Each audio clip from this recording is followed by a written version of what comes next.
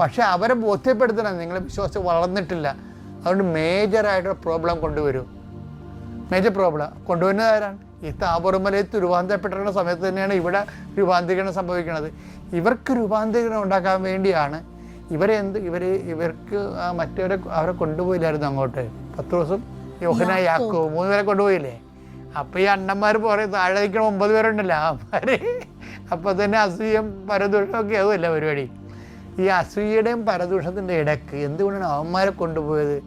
ഇവരെല്ലാം ഒരുമിച്ച് കയറി വന്ന പാർട്ടിയാണല്ലേ 12 പേരും കൂടി. എന്നിട്ട് ഈശോ പറഞ്ഞു നിങ്ങളോട് നിൽക്കാൻ പറഞ്ഞ്. നിൽക്കാൻ പറഞ്ഞില്ലേ? നിൽക്കും അവരും കയറി പോലെ ഓട്ടോമാറ്റിക് പ്രോസസ്സാണല്ലോ ഈശോ തടുത്ത് കളഞ്ഞത്. ഒരു സ്പോണ്ടേനിയസ് ആൻഡ് ഓട്ടോമാറ്റിക് പ്രോസസ്സല്ലേ. ഇവർ മുഴുവൻ വന്ന് വഴിയിലൂടെ വന്ന് താബോറിലോട്ട് കയറി പോകുന്നു, മലയിലോട്ട് കയറി പോകുന്നു. പിന്നെ എന്തുകൊണ്ടാണ് ഈ 9 പേര് പുറത്തായത്? മനഃപൂർവ്വം പുറത്ത് നിർത്തിയതാ.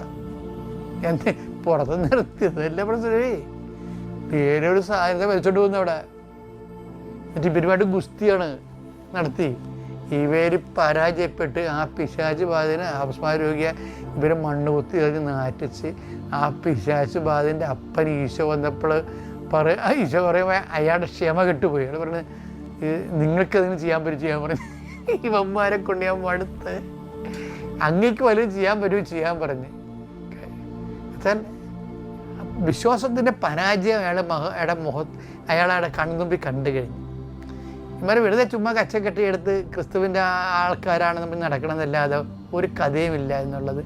അയാളുടെ ജീവിതാനുഭവമുള്ള ജീവിതപ്രയാസങ്ങൾ വിട്ട് വിഷമിക്കണവൻ ഈ അപ്പോസ്തലന്മാരെ കണ്ടപ്പോൾ അവന് ഒരു പരാജയബോധം തോന്നി.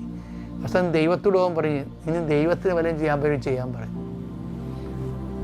അപ്പോൾ കർത്താവിന് കഴിയുമെങ്കിലെന്നോ വിശ്വസിക്കുന്നവന് എല്ലാം സാധിക്കും. അപ്പം തന്നെ എല്ലാവരും ഉത്തരവായി. മർക്കോസ് 9:22-23 എന്തെങ്കിലും ചെയ്യാൻ നിനക്ക് കഴിയുമെങ്കിൽ. ആ പിശാചുബാധന്റെ ഭസ്മാരോഗിയുടെ അപ്പൻ ചോദിക്കണതാണേ, എന്തെങ്കിലും ചെയ്യാൻ നിനക്ക് കഴിയുമെങ്കിൽ കർത്താവിന്റെ ഞങ്ങളുടെ മേൽ കരുണ തോന്നി ഞങ്ങളെ സഹായിക്കണമേ. യേശു പറഞ്ഞു കഴിയുമെങ്കിലെന്നോ. കഴിയുമെങ്കിലെന്നോ വിശ്വസിക്കുന്നവന് എല്ലാ കാര്യങ്ങളും സാധിക്കും.